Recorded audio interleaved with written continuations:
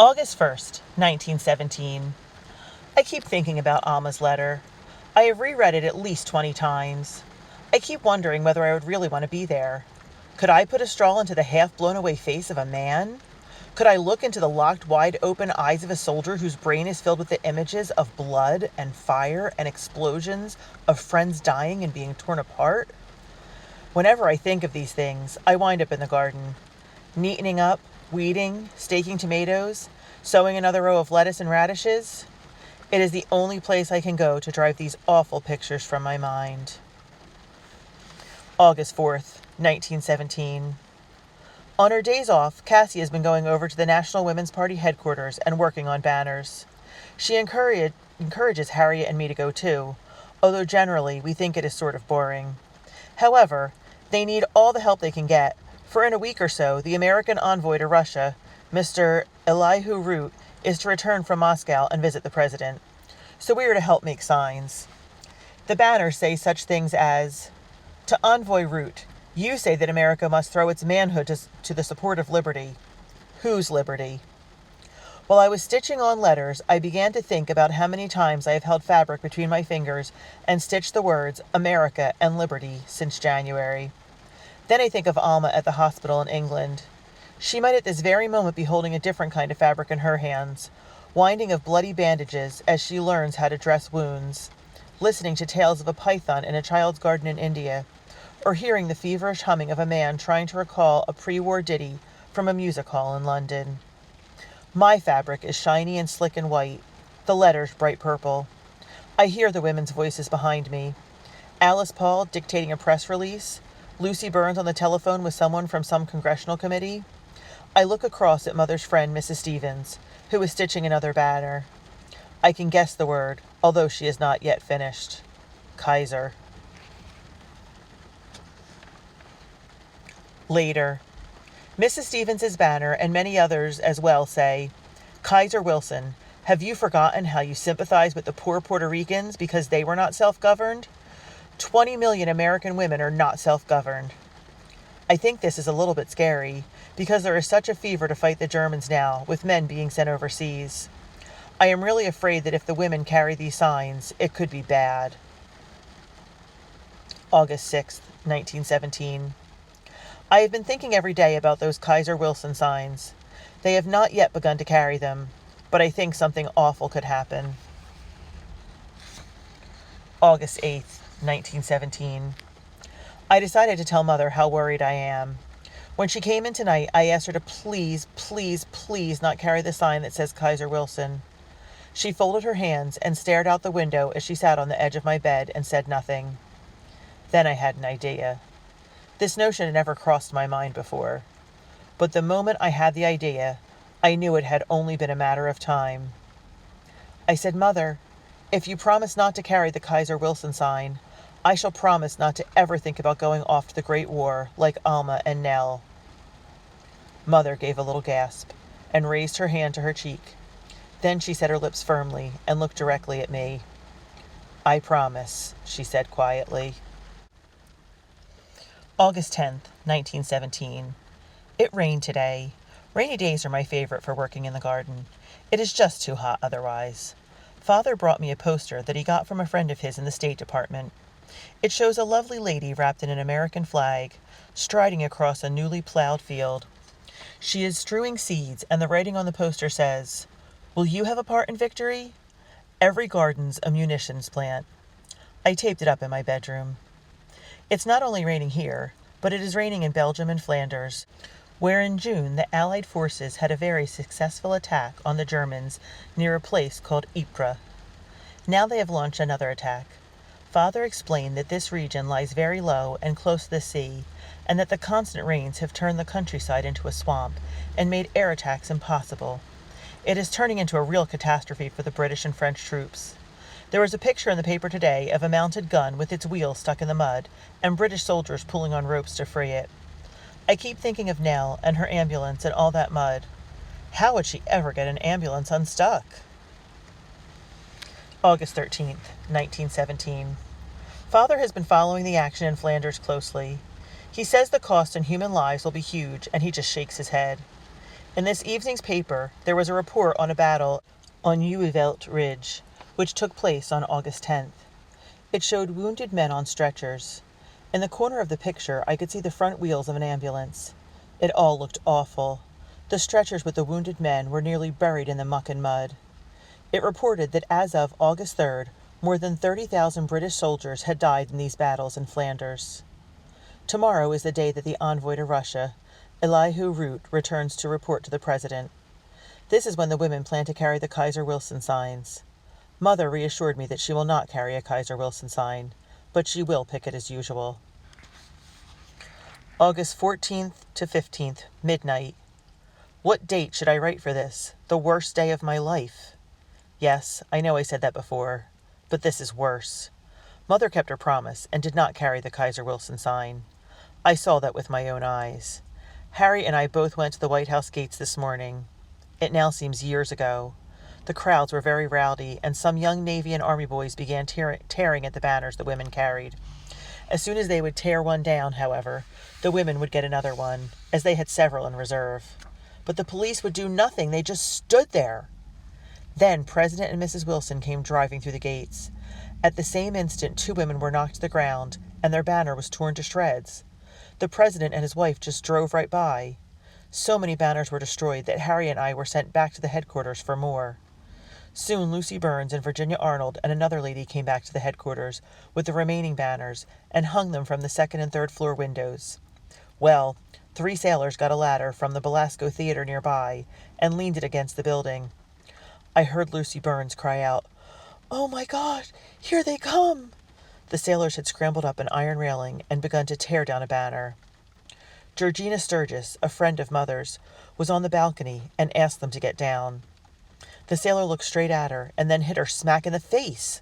Her lip bled and she stood there simply stunned. The sailor looked stunned too. She said, "Why did you do that?"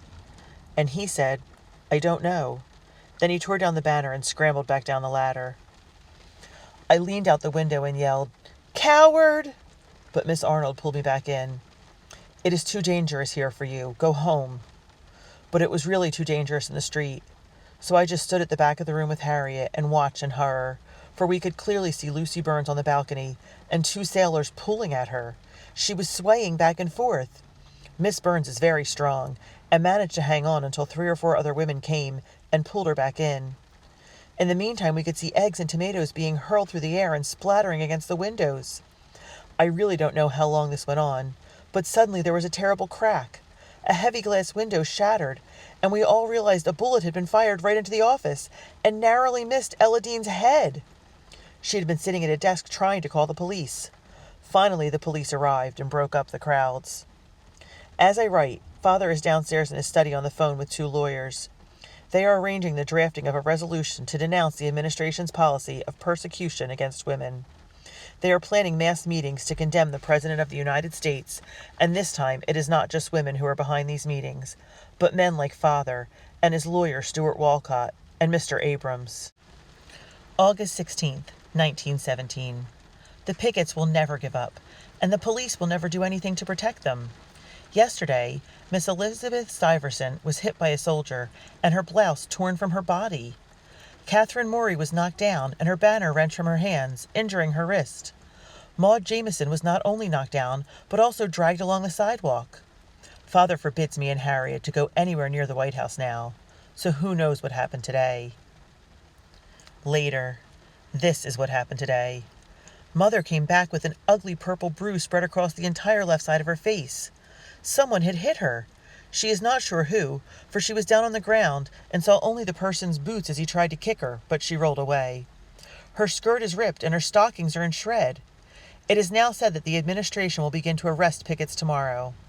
But what about the men who punched the women in the face and dragged them along the sidewalk?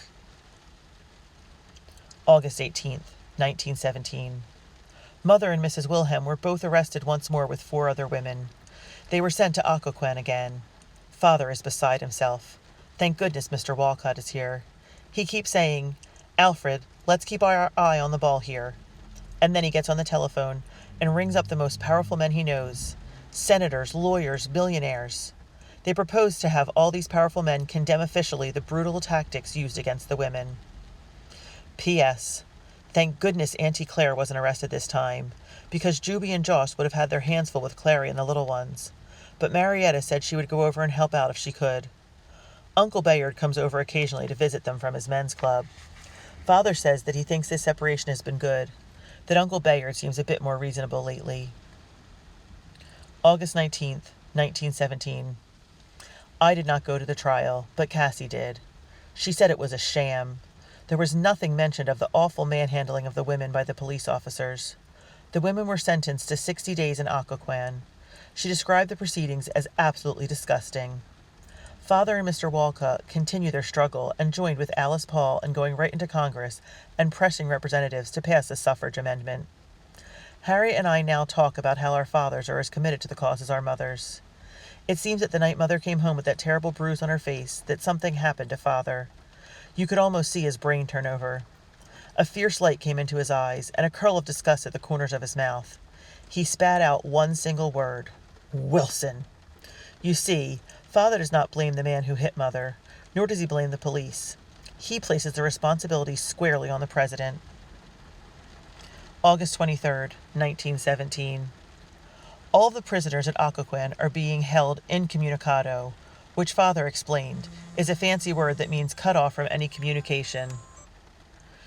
They can send one letter a month, and all incoming mail is censored. Father and Mr. Walcott are working to have them declared political prisoners. I don't quite understand this, but I guess if you are a political prisoner, it means that you are imprisoned for your beliefs, and not because you have stolen or murdered or committed some horrid crime. You therefore are treated better. But I don't know if it would help much. There are rumors of very bad food and unsanitary conditions. August 25th, 1917. Harry and I went to get school things, because we start in a little over a week. Father gave me money for a real good fountain pen. I also bought a simply gorgeous set of colored pencils and vine charcoal, which we shall need for life drawing. We bought notebooks with speckled covers, pencil boxes, and carbon paper, for we are required to make copies of all our essays this year, and we both brought protractors for measuring angles because we shall be doing some geometry. Both Harry and I are eager for school to begin. The days seem so long and hot and empty. I try to write Mother, but it is very difficult to write when you know that your letter is being read by someone else, who might ink out a sentence here or there.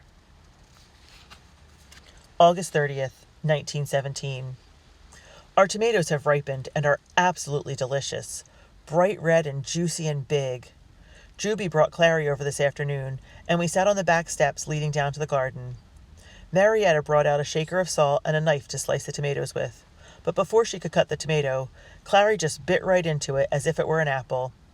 Juice squirted all over, and it was so funny, but I decided that looked like the tastiest way to eat the tomato, so I did the same. I don't think I have ever eaten anything so good, and it was the very best way to eat it. Juby and Marietta were having fits because we were covered in juice and seeds. Our blouses were stained pale red. They were fussing that if we had to do the laundry, we wouldn't be eating like a couple of sloppy old pigs. Then it started to rain softly, and I said, "See, God is helping you do the laundry."